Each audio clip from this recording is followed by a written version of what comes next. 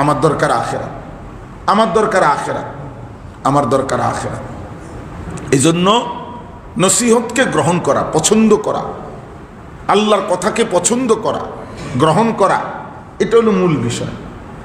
কোরআনুল কারীমের সূরা হুদের মধ্যে আছে, নবীগণ ওনাদের জাতিকে দিবানিশি দাওয়াত দিছেন। সর্বশেষ হাজার লক্ষ বলার পরেও অবাধ্য জাতি যখন শুনে নাই, আল্লাহর আযাব আসছেন। আল্লাহর আযাবে যখন ধ্বংস হয়ে যাচ্ছে, সব নবীগণ এই সময় তাকাইয়া চোখের পানি ফেলছে, আর তাকাইয়া বলছে, হে আমার জাতি, কাদ আবলাগতুকুম রিসালাতা রাব্বি, আমি তোমাদের কাছে আমার রবের কথাগুলো কত না পৌঁছাইছিলাম। ওয়া নাসাহতু লাকুম, কত উপদেশ তোমাদেরকে দিছিলাম। ওয়ালাকিন লা তুহিব্বুনান নাসিহিন, কিন্তু বাস্তব কথা হলো, হে আমার জাতি, আসলে তোমরা উপদেশ শ্রবণ করা, গ্রহণ করা, আল্লাহর কথাকে কবুল করা, এটাই তোমরা পছন্দ করতে না। তোমাদের হৃদয়ে কোনোদিন নড়াচড়া করে নাই, তোমাদের হৃদয়ে কোনোদিন ভাবাবেগ আসে নাই যে আল্লাহর কথা শোনা উচিত, আল্লাহর কথা মানা উচিত। ফলে আজকে তোমরা আমারই জাতি ধ্বংস হয়ে গেল। স্বাভাবিকভাবেই যে জাতির উপরে কোনো নবী 100 বছর, 200 বছর, 300 বছর মেহনত করছেন, তো ওই জাতির ধ্বংসের মুহূর্তে ওই নবীর কলিজায় ব্যথা লাগারই তো কথা, ব্যথা লাগার কথা না, মায়া লাগারই তো কথা, যে হ্যাঁ, এই মানুষগুলোকে আমি দিবানিশি বুঝাইতে চাইছিলাম, কিন্তু এরা আমার কথাকে ঠাট্টা করছে, ঠাট্টা করছে। কোরআনে আছে, নূহ আলাইহিস সালাম বলতেন, ইয়া কওমি লাইসা বি দালালাতুন ওয়ালাকিন্নী রাসূলুম মির রাব্বিল আলামিন, হে আমার জাতি, আমি পথ হারা নই, আমি আল্লাহর রসূল, আমি আল্লাহর রসূল। এভাবে নবীগণ বলতেন। শুআয়ব আলাইহিস সালাম বলছেন, ইয়া কওমি লাইসা বি সাফাহাতুন, হে আমার জাতি, আমি নির্বোধ নই, আমি বোকা নই। মানুষ বলে না যে হুজুর মানুষ বুঝে কি আর, বোকা মানুষ না রে আব্বা, বোকা না। আলেমে দ্বীন বোকা না। আল্লাহর পথে যে মানুষকে ডাকায়, গুনাহ থেকে যে ফিরাইতে চায়, আখিরাতের দিকে যে পথ বাতলাইতে চায়, সে বোকা হয় না বাপ, সে তার রবের কথা প্রচার করে। উবাল্লিগুকুম রিসালাতি রাব্বি ওয়া আনা লাকুম নাসিহুন আমিন। শুআয়ব আলাইহিস সালাম বলেন, আমি আমার রবের রিসালাত, আমার রবের কথা আমি পৌঁছাচ্ছি। ওয়া আনা লাকুম নাসিহুন আমিন, শোনো আমার জাতি, আমি তোমাদের জন্য নসিহতকারী এবং আমিন, বিশ্বস্ত নসিহতকারী। এক সুতা আমার জন্য কোনো কিছু বানাইয়া সানাইয়া আমি বলি নাই, আমি বিশ্বস্ততার সাথে আমার রব আমাকে যা বলেছেন আমি কেবল তাই পৌঁছাইছি, তাই পৌঁছাইছি। এমন কোনো কৌশল করি নাই, এমন কোনো লুকোচুরি করি নাই যার দ্বারা আল্লাহর কথার ভিতরে আমার কথাও ঢুকাইছি যাতে আমারও কিছু মুনাফা আসে, আমারও কিছু মুনাফা আসে, এমন কথা বলি নাই।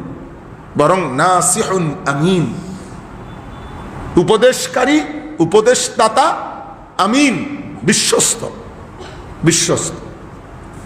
অর্থাৎ কোনো খেয়ানত করি নাই। রাসূলুল্লাহ সাল্লাল্লাহু আলাইহি ওয়াসাল্লাম আরাফাতের ময়দানে হজ্জের সফরে সাহাবায়ে কেরামকে জিজ্ঞেস করছে, 1.25 লাখ সাহাবী, তোমরা আজকে বলো আল্লাহুম্মা হাল বাল্লাগতু, আল্লাহকে সাক্ষী রেখে বলো আমি কি পৌঁছাইছি?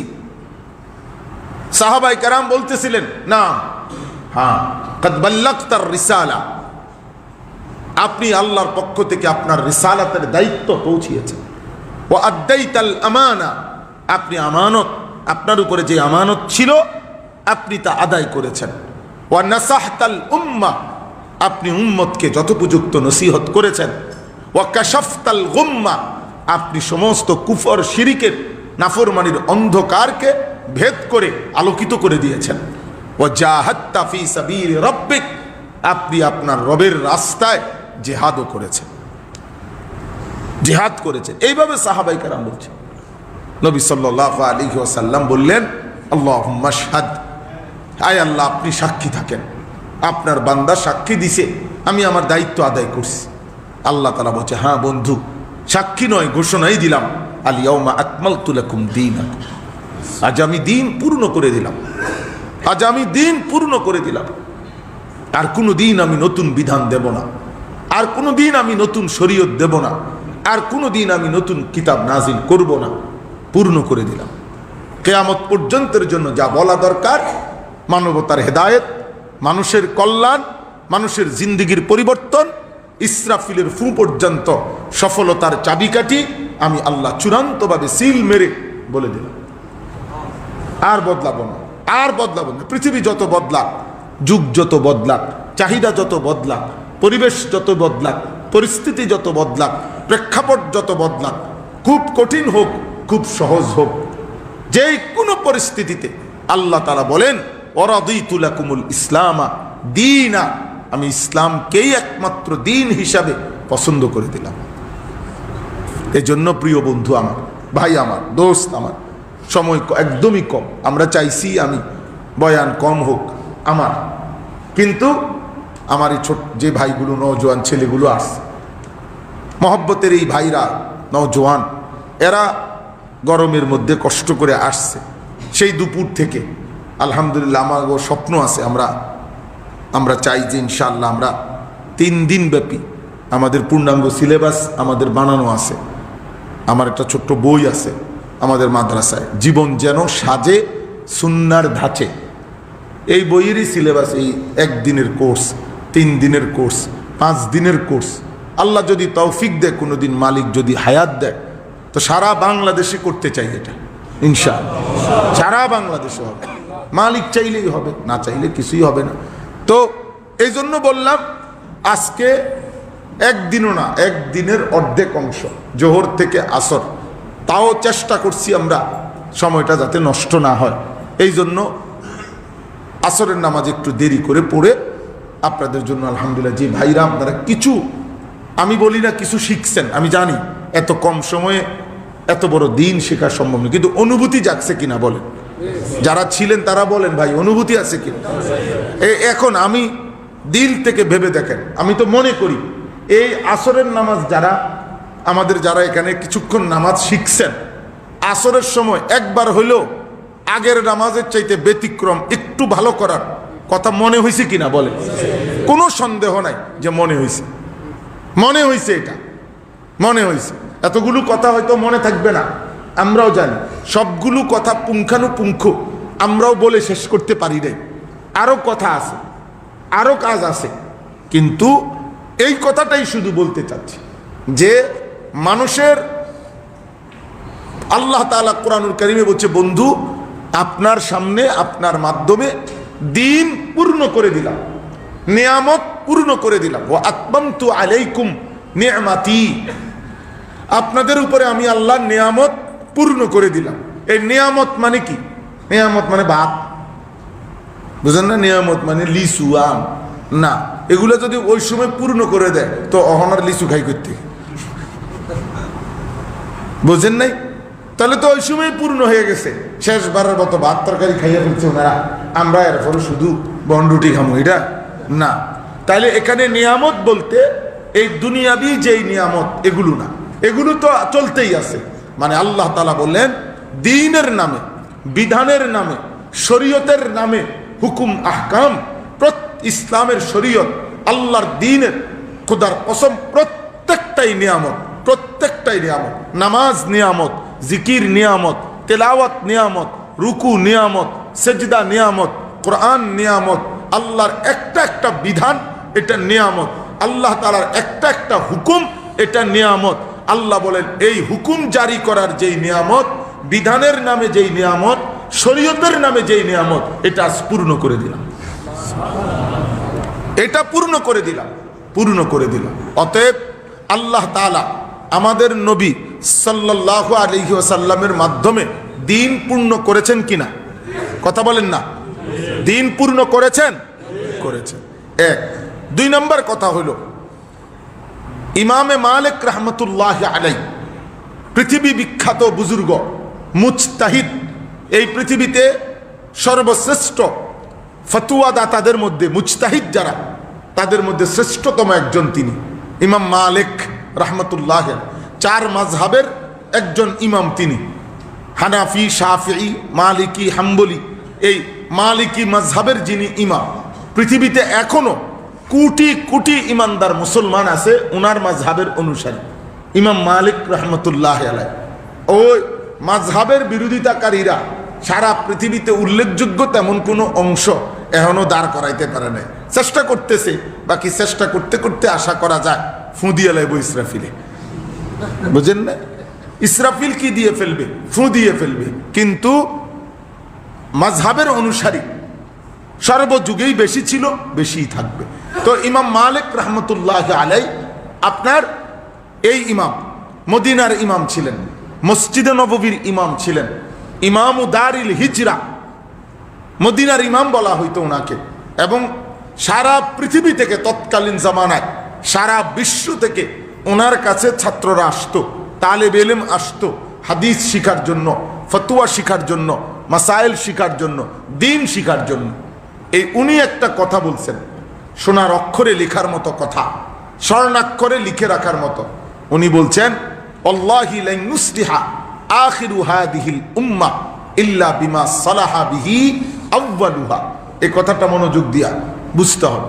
তিনি বলেন, আল্লাহর কসম, এই উম্মতে মুহাম্মদী, আমাদের নবী সাল্লাল্লাহু আলাইহি সাল্লামের উম্মতের কিয়ামত পর্যন্ত প্রত্যেক শেষ প্রজন্ম, প্রত্যেক শেষ জেনারেশন যখন যারা পৃথিবীতে আসে, ওই মানুষগুলো ওই জেনারেশনের সংস্কার, সংশোধন, ইসলাহ, পরিবর্তন হতে পারে না ওই পদ্ধতি ব্যতীত। প্রথম অংশ, এই উম্মতের প্রথম অংশ রাসূলুল্লাহ সাল্লাল্লাহু আলাইহি ওয়াসাল্লামের হাতে যেই পদ্ধতিতে পরিবর্তিত হয়েছে, সংশোধিত হয়েছে, উনি বলছেন আল্লাহর কসম, এর ভিন্ন অন্য কোনো পদ্ধতিতে কিয়ামত পর্যন্ত এই উম্মতের কোনো তবকা, কোনো স্তরের সংশোধন ভিন্ন পদ্ধতিতে হবে না, ভিন্ন পদ্ধতিতে।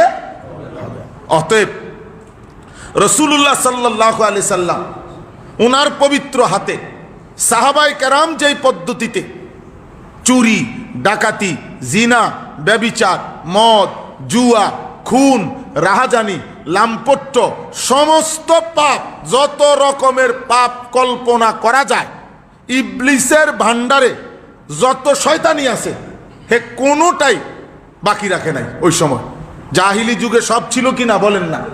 সব 16 আনা ছিল, 16 আনা ছিল।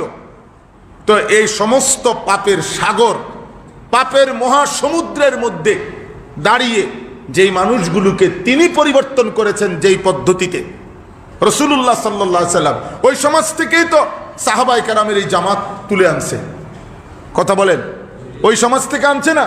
ওই পচা গন্ধা সমাজ থেকেই এমন সোনার আলোকিত মানুষ তিনি গড়ে দিছেন। তো এই উনি যেই পদ্ধতিতে আল্লাহর নবী সাল্লাল্লাহু আলাইহি সাল্লাম সাহাবায়ে কেরামের ইসলাহ করছেন, সাহাবায়ে কেরামের জীবন সুন্দর করেছেন, সাহাবায়ে কেরামকে গড়ে তুলেছেন, ইমাম মালিক রহমতুল্লাহ আলাইহি স্পষ্ট ভাষায় বলছেন, আজ যে আল্লাহর কসম, এটা ভিন্ন অন্য কোনো পদ্ধতি দ্বারা মানুষের পরিবর্তন কিয়ামত পর্যন্ত হবে না। এটাই পদ্ধতি, যেটা নববী পদ্ধতি। যেটা কি পদ্ধতি? নববী, যেটা আল্লাহ তাআলার কাছ থেকে নবীজি গ্রহণ করে তিনি সাহাবায়ে কেরামকে বদলাইছেন যেভাবে।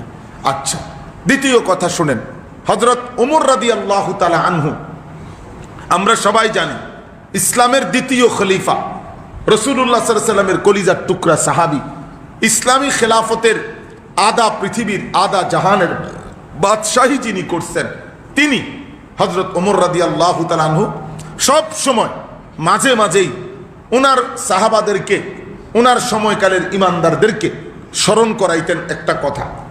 ইমাম মালিক, আরে হযরত ওমরের কথা এটা, তিনি বলতেন মসজিদের মিম্বারে, অহরহ তিনি শুনাইতেন যে শোনো একটা কথা, মূলনীতি, ইন্না কুন্না আদাল্লা কওমিন, ইসলাম পূর্ব যুগে আমরা ছিলাম একটি নিকৃষ্ট দলিল, একটি নিকৃষ্ট জাতি, যাদের হেন অপরাধ নাই যা আমরা করতাম না, সেরকম ছিলাম।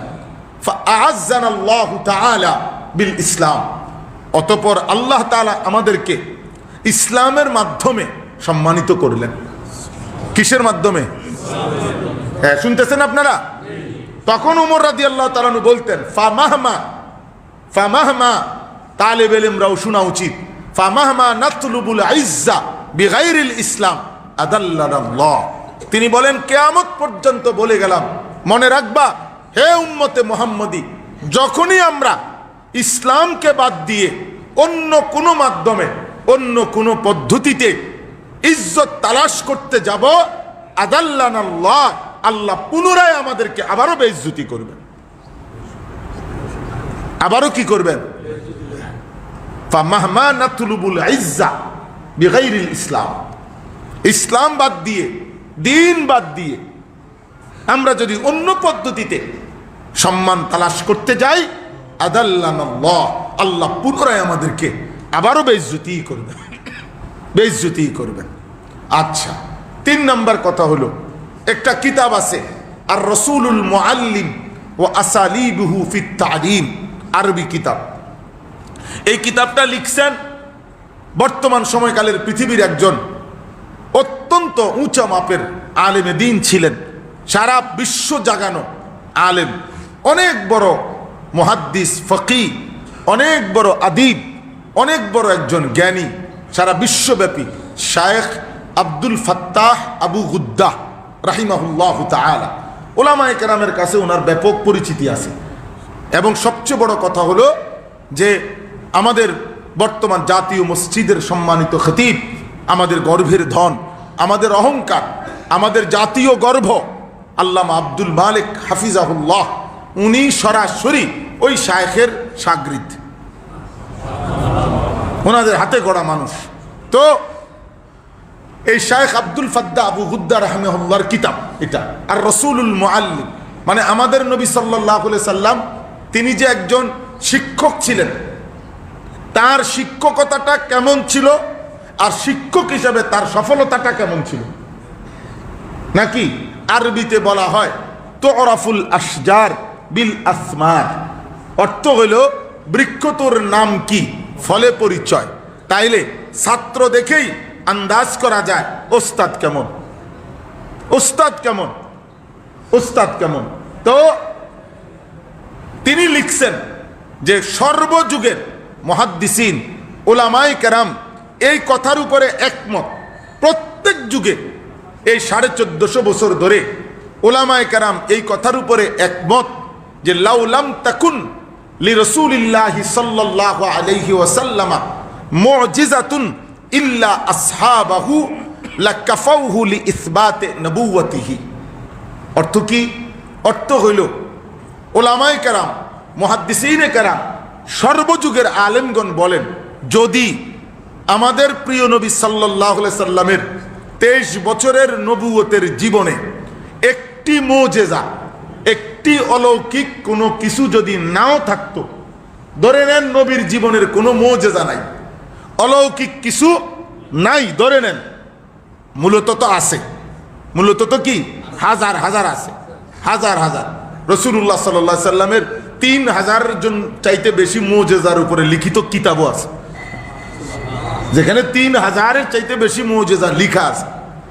কিন্তু ধরে নেন উলামায়ে কেরাম বলেন, যদি লাউলাম তাকুন লিরাসূলিল্লাহ সাল্লাল্লাহু আলাইহি সাল্লাম মুজিজাতুন, কোনো মুজিজা ছিল না, ধরেন শুধু যদি নবী সাল্লাল্লাহু আলাইহি সাল্লামের 23 বছরের জীবনে কোনো মুজিজা নাই, কিন্তু তার সাহাবায়ে কেরামের যেই জামাত নবী তৈরি করেছেন, এই সাহাবীদের যেই কোনো ব্যক্তিকে যদি পৃথিবীর সামনে দাঁড় করানো হয়, তাহলে মুহাম্মদ আরবির নবুয়তের বিশুদ্ধতা, শ্রেষ্ঠত্বের জন্য শুধু সাহাবায়ে কেরামকে নমুনা হিসাবে দাঁড় করানো এটাই যথেষ্ট।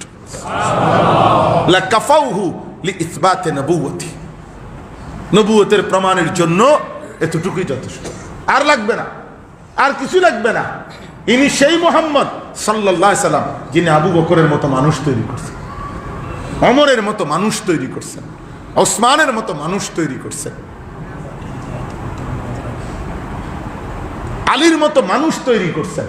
প্রিয় ভাই, ভেবে দেখেন, ভেবে দেখেন, এমন সোনার মানুষ তৈরি করছেন, এমন আলোকিত মানুষ তৈরি করছেন যে পৃথিবীর কোনো মানুষ, পৃথিবীতে আজ পর্যন্ত কেউ এরকম একটি জামাত, একজন দুইজন বিচ্ছিন্ন ভালো মানুষ আছে কিংবা থাকে, কিন্তু একটি জামাত, একটি সংঘবদ্ধ জামাত ইমানে, আমলে, ইখলাসে, তাকওয়া, তাহারাত, আখিরাত সকল দিকে, ফরায়েজ, ওয়াজিবাত, সুনান, মুস্তাহাব্বাত, সমস্ত গুনাহ, সমস্ত সন্দেহপূর্ণ বিষয় থেকে বেঁচে থাকা, এরকম সকল গুণে গুণান্বিত।